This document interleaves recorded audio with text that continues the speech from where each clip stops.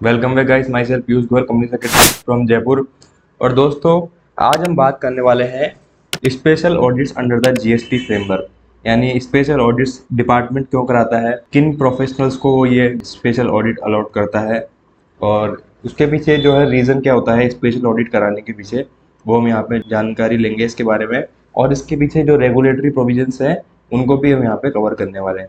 तो special audits क्या है? अगर कोई भी स्पेसिफिक डिस्क्रिपेंसी आती है इन टैक्स पे records and conducted by the professional appointed by the commissioner under section 66 of the CGST act and rule 102 of CGST rule 2017। ये ऑफिसर को पावर देता है कि वो कोई भी प्रोफेशनल को अपॉइंट करके जो इनकरेक्ट वैल्यूज हैं, इरेगुलरिटीज हैं इन इनपुट टैक्स क्रेडिट क्लेम्ड, तो कोर्ट के पास ये पावर है कि वो ऑडिट्स करवा सकता है और फेयर प्रोसीजर को इंश्योर कर सकता है। एंड जो भी टैक्स पेयर की सबमिशन है उनको भी यहाँ पे कंसीडर किया जाएगा।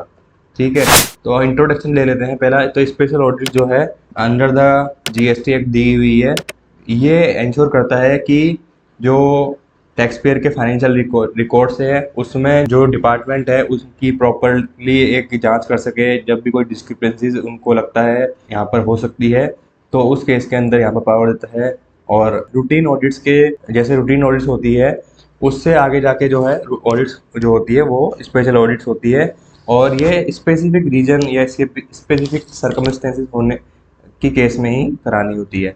और ये प्रोफेशनल जो नॉमिनेट किए जाते हैं कमिश्नर द्वारा उनमें उनके द्वारा ये की जाती है। इसके लिए काफ़ी सारे जुडिशियल प्रोनाउंसमेंट भी आए हुए हैं, जैसे Samsung India electronics private limited versus union of India के केस में जो सैमसंग इंडिया प्राइवेट लिमिटेड है उसने स्पेशल ऑडिट्स का जो ऑर्डर इशू हुआ था सेक्शन 36 में उसको चैलेंज किया। कंपनी ने ये बताया कि जो ऑडिट का ऑर्डर है और जो रिलेटेड डॉक्यूमेंट है अनसाइंड है प्रॉपर ऑफिसर द्वारा, और इस बेसिस पर उन्होंने ये आर्ग्यू किया और उनको लीगली इनवैलिड यहाँ पर करार दिया गया।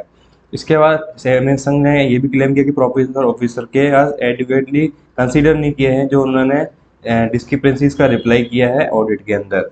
के इशू क्या थे कि whether the issuance of unsigned audit related document is legally valid, whether the proper officer failure to consider the tax payer reply constitute a violation of principle of natural justice. तो court ने जो है Samsung India के favour में decision दिया और ये कहा अनसाइंड ऑडिट डॉक्यूमेंट्स को जो है लीगलिटी की प्रॉब्लम यहाँ पर नहीं हो सकती क्योंकि वो स्टेचुरी रिक्वायरमेंट को हम नहीं करते। तो कोर्ट ने पाया कि प्रॉपर ऑफिसर ने प्रॉपरली क्या है पेटिशनर का जो रिप्लाई है उसको कंसिडर नहीं किया, उन्होंने जो नेचुरल जस्टिस के प्रिंसिपल्स है उनको यहाँ पे अनदेखा किया है।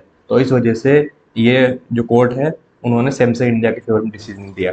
इसी तरीके से जो है future general India insurance company limited और असिस्टेंट कमिश्नर का केस था, इसमें भी जो है ऑर्डर यहाँ पर कोर्ट ने दिया। Malaysia Airlines versus commissioner of Delhi goods and service tax department of trade and tax fair, यहाँ पर भी इन्होंने ऑर्डर दिया in the favour of assessee takeaways from judicial interpretation fairness and transparency. Court क्या consistently emphasise करता है to need the fairness and transparency in the conduct of special audit.